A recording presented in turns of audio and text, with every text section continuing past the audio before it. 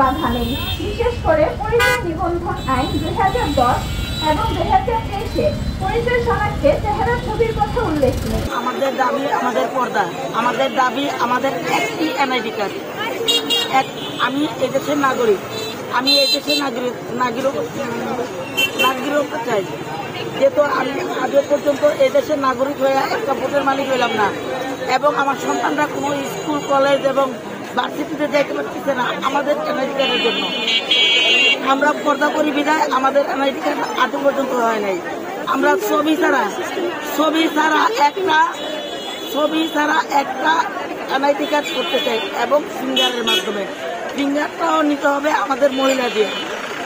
যেহেতু আমরা পর্দা করি, পর্দাতে যদি অপরাধ হয়ে থাকে তাহলে আমাদের এনআইডি কার্ডের দরকার নেই। যদি আমাদের দেশের সরকার যদি একটা ভোটের মালিক হয়ে থাকে, আমিও এই দেশের নাগরিক, একটা ভোটের মালিক, আমি আজ পর্যন্ত কেন একটা ভোট দিতে পারলাম না?